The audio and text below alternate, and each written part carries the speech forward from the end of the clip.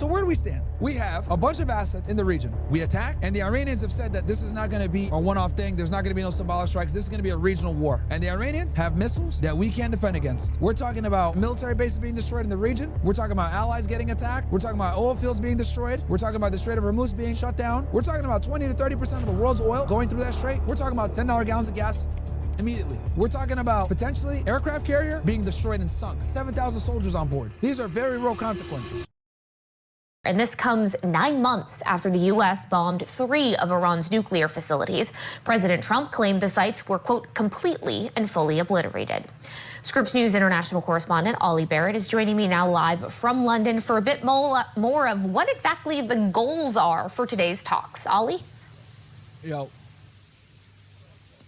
Well, Stephanie, it was slightly unclear heading into the talks exactly what the goals were, but the talks have recently wrapped, and we have some sense coming out of the talks, therefore, about what has been discussed. In fact, Oman, which has been facilitating these discussions, say that they were consultations focused on preparing the appropriate conditions for resuming diplomatic and technical negotiations. So in that sense, these were talks about talks. Now, we've had some initial response from Iran's Foreign Minister, Mr. Agrachi, who says that these were a good beginning, these discussions, and he says teams are now heading back to their respective capitals with a view to further discussions in the future. U.S. Secretary of State Marco Rubio had said heading into these discussions that you would need something meaningful would only happen out of these talks if the discussions went beyond the nuclear issue. Well, that was already a bone of contention because Iran had said heading into the discussions that they would only be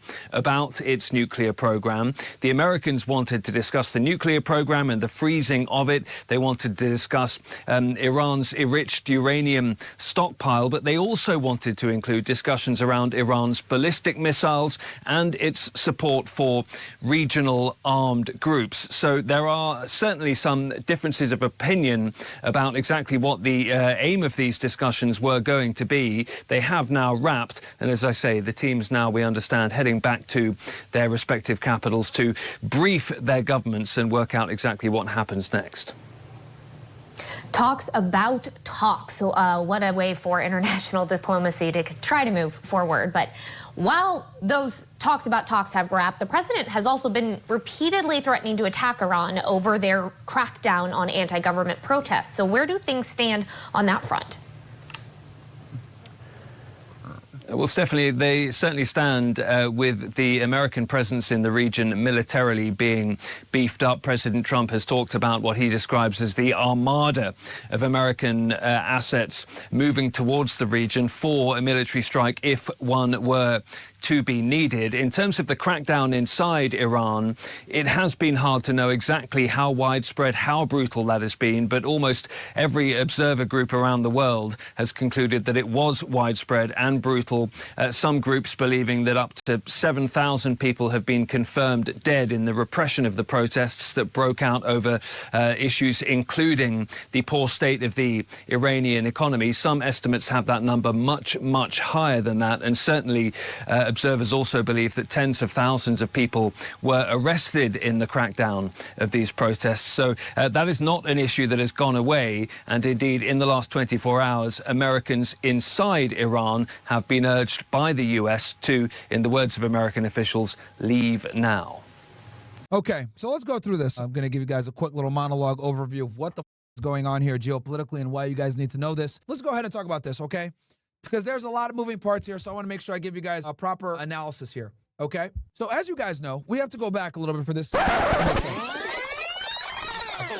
important thing that you guys need to understand, right, is that the United States had originally told Iran that they wanted to meet in Istanbul, Turkey to have talks. And in the talks, they wanted to talk about their ballistic missile program, their nuclear program, and their proxies, right? The support of the proxies, aka the Houthis, Hezbollah, and Hamas, as you guys know, and obviously the Bashar al-Assad regime, and the Iraqis as well.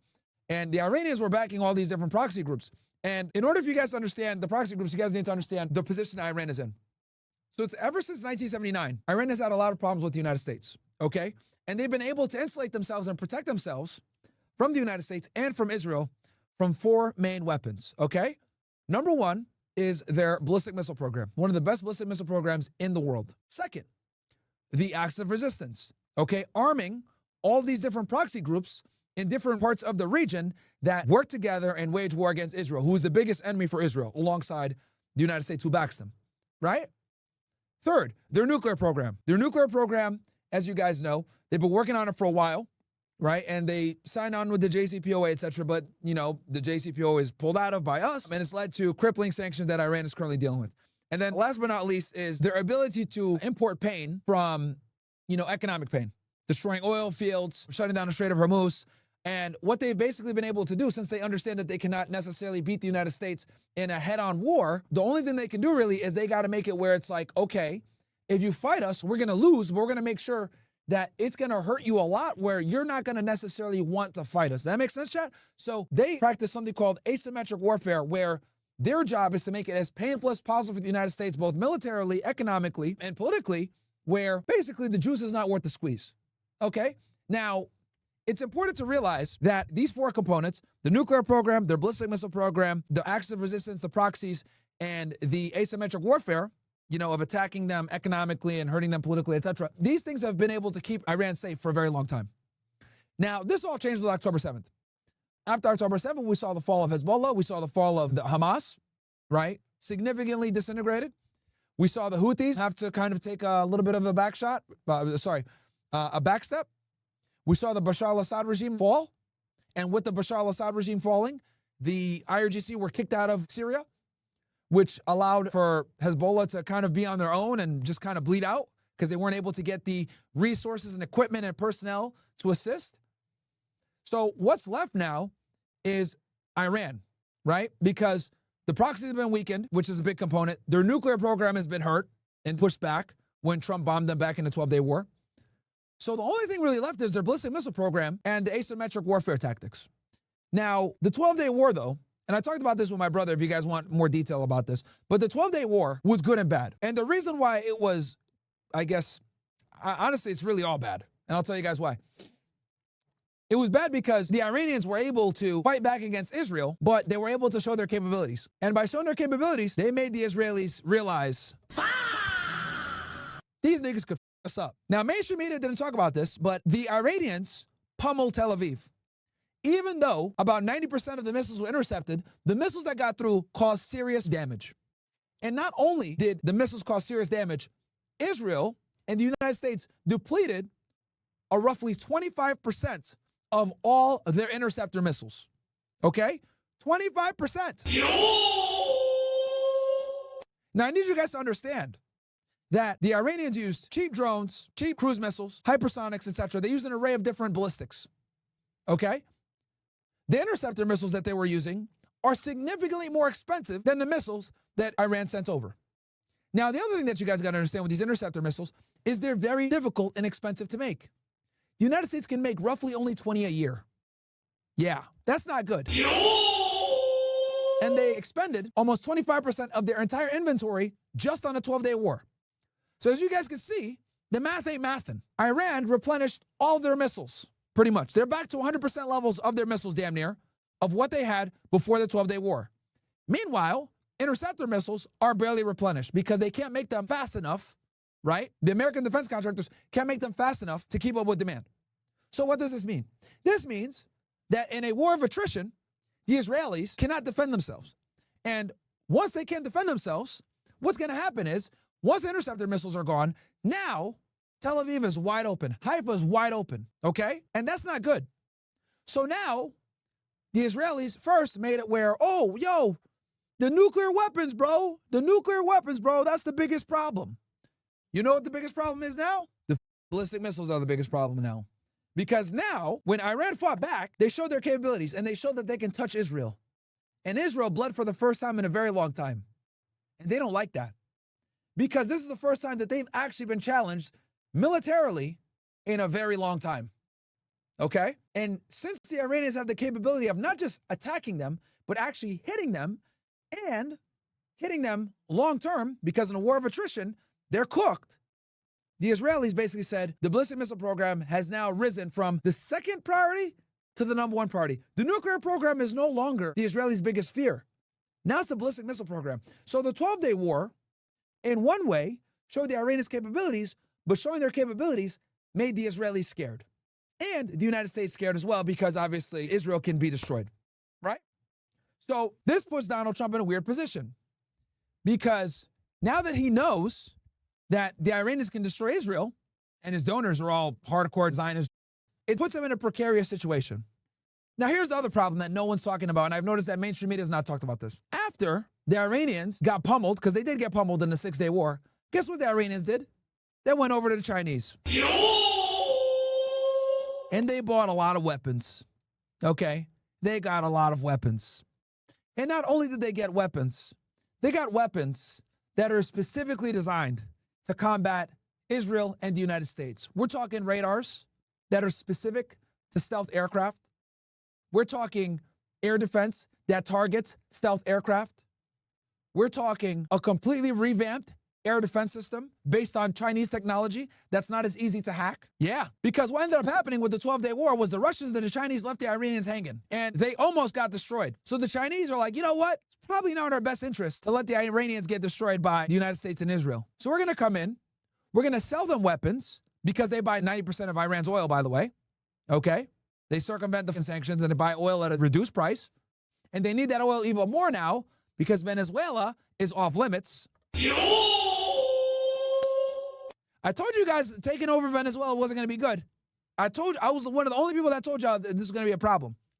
Because now they're going to rely on Iranian oil more. Since they rely on Iranian oil more, they cannot allow the Iranians to fall. And they basically went ahead and revamped their entire air defense. That was Iran's biggest weakness, was their air defense and their air force. But now they got Chinese technology that's on par with American and Israeli technology that can actually combat it. And the reality is when your capabilities go up, the United States and Israel has to game plan differently. Because now B-2 bombers aren't going to be able to come in uncontested airspace and do whatever they want. Now there's a chance of being shot down. Now there's a chance of being identified. Now there's a chance of serious casualties. Now you guys also got to remember that Donald Trump cannot afford American casualties. Okay? So just the risk of a B-2 bomber being shot down or F-35 being shot down is a big problem, okay? People's memory is still very strong when it comes to Iraq, okay? We didn't forget Iraq. And a lot of Americans are getting red-pilled on how dragged us into that war. So the American appetite for another war in the Middle East and American soldiers dying to fight Iranians that, quite frankly, I think we all know at this point, don't really pose a threat to America, rather a threat to Israel, that's a very real problem that the Trump administration is trying to avoid. The American public is not going to be able to stomach American soldiers dying in another Middle East war, especially with how people are red-pilled on now. So this puts Trump in a very precarious situation because the Iranians have upgraded their air defense. And unfortunately, this conflict is going to be done all with the air. The air superiority that the United States and the Israelis had in the 12-day war, that edge has significantly evaporated. Now, am I saying that the United States can't successfully conduct airstrikes? No, I'm not saying that. They can absolutely still Iran up with airstrikes. But the problem is this. Now, there's significantly more risk because the Iranians have capabilities of identifying these stealth aircraft and shooting down these stealth aircraft, thanks to Chinese technology, which is on par with American and Israeli technology now, okay? They're not stuck in the 1970s anymore. They've revamped their entire air defense. Harder to hack, Chinese technology, more advanced, and worst part, it's all technology specifically designed to combat American air superiority and Israeli air superiority. That's the biggest problem. So it's not as risk-free. What was maybe a 10% chance of getting shot down has now risen up to 50. And those are not good chances. Okay? The war planners in the Pentagon don't like that. Now, here's the other ugly part. The United States has mobilized a bunch of assets in the region. That means that they got a lot of supply chain lines. Okay?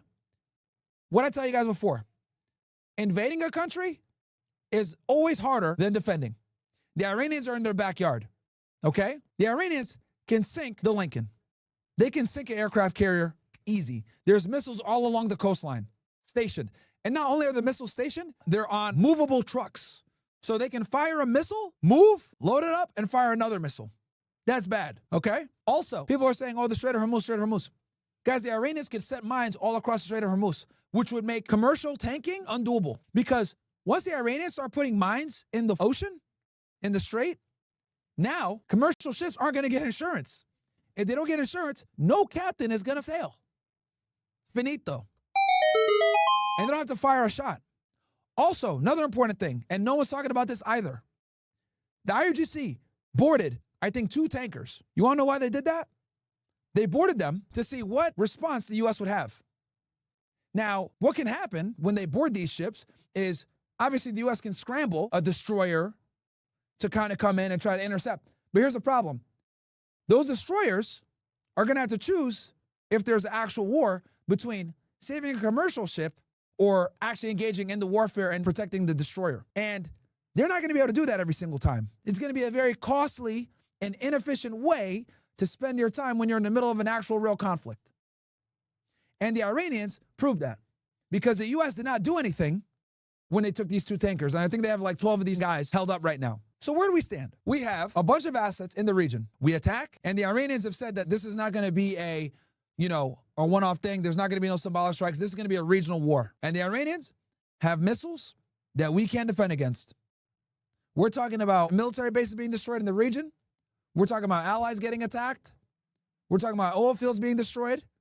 We're talking about the Strait of Hormuz being shut down. And it's fairly easy for them to shut it down, by the way. All you got to do is create a risk, and they're not sailing, guys. No freighter ship is going to sail without insurance. And all they need to do is just start putting mines in the water, and it's over. It's not hard to shut it down. We're talking about 20 to 30% of the world's oil going through that strait. We're talking about $10 gallons of gas immediately, okay? We're talking about potentially aircraft carrier being destroyed and sunk. 7,000 soldiers on board.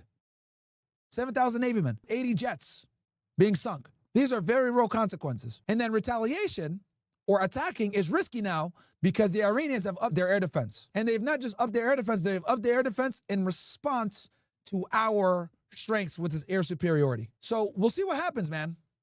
But I don't like it, chat. They had these talks, right? They had these talks today. And the U.S., just so you guys know, the U.S. was supposed to meet in Istanbul and they folded. They said, we're not going to meet in Oman. But last second, they met in Oman. You want to know why? Trump does not want to attack Iran. He does not. Their brinksmanship is being proven right now. He does not want to attack. He knows that if he attacks, he's on a regional war and it's not going to end well. U.S. soldiers are going to die. Gas prices are going to go up. And the U.S. public right now cannot stomach a war. They cannot. And they've already said this isn't just going to be a war against the United States. It's going to be a regional war. The Israelis are going to get hit too. They're going to bomb the U.S. military assets, which a lot of their best missiles are pointed at, by the way.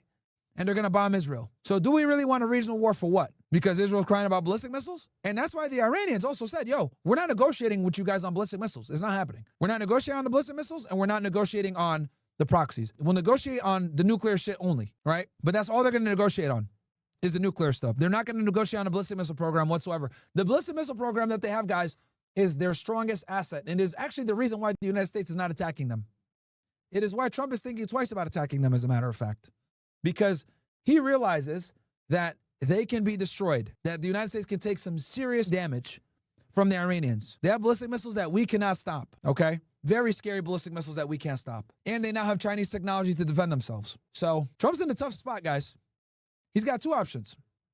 Either A, gets his bluff called, has to leave the region with his tail between his legs and look weak. B, attack Iran and risk a regional conflict. Or C, not do anything, try to continue diplomacy, and the Israelis attack anyway because the Israelis said that we're not going to accept anything less of their ballistic missile program being dismantled because they saw what happened on the 12-day war. So even if we say we're not going to get involved, we're going to back out or whatever, we don't have to negotiate the ballistic missile program, the Israelis are going to attack because the ballistic missile program has been proven to be an existential crisis for them because they can absolutely be destroyed by the ballistic missile program. So I don't know how we're going to get out of this, chat. We're in a very, very bad position. Very, very bad. War seems to me like it's inevitable. Even if they have talks, even if we negotiate, even if we sit there and we'll be like, yeah, we'll deal with the nuclear program, blah, blah, blah, all this other shit. The Israelis don't give a about the nuclear program anymore. They care about the ballistic missile program because the 12-day war showed that they are not safe. And not only are they not safe, they don't have the ability to get the Interceptor missiles to be safe, and they don't have enough time to get the Interceptor missiles. It's going to take them somewhere like 7 years to replenish the Interceptor missiles that they lost just in the 12-day war, bro. Niggas are cooked. And Israel's already said that the ballistic missile program is the #1 threat, and if we don't get rid of that, we're gonna attack. So we'll see what happens. We'll see what happens. But it's not good. But guys, that is the political nightmare that we're in the middle of. And it's crazy to me that I'm not seeing more people talk about this. But this is why Trump has been extremely reluctant with attacking Iran. It's a lose-lose, chat. So don't believe Fox News. Don't believe all this posturing. We're gonna hit him hard and all this other bullshit. Right? Trump is scared of the retaliation. The Iranians are not playing around. They know that if a war starts this time, this is it. And they're preparing accordingly. And the crazy part is they have not used their best shit yet. It is the ballistic missile program that the United States and Israel are the most concerned about, especially Israel. They don't go about the nuclear program no more. The proxies are weak. It's the ballistic missile program. The 12-day war, and now everything makes sense. Right? It's all coming to circle. The reason why the Iranians were so reluctant to hit the Israelis back hard every single time they bombed the embassy or they assassinated an IRGC leader or a general or when they killed Hassan Nasrallah, whatever, when they killed Eshma Hanea, the reason why the Iranians were so scared to escalate and use their ballistic missiles is because they knew this was going to happen. They now made themselves a target. They went from the nuclear program to the ballistic missile program. Israel realizes that Iran can destroy them, and now they have the proof, and they're like, yo, we can't have these niggas here. These niggas don't just want us destroyed, they have the capability of destroying us. And now we see why the Iranians hid their power levels for so long with their ballistic missile program. Very impressive program. So we'll see what happens, chat. But we're in a very bad spot. And I don't see any of the American media reporting this. Either A, we run with our tail between our legs and look weak. You know Trump ain't going to do that. B, we negotiate the Iranians and we come up to a nuclear deal, but ballistics are off the table. Or C, we figure it all out and the Israelis attack anyway without American approval, which they will do. Which they will do if the ballistic missile program is not dismantled. So that's where we are, guys.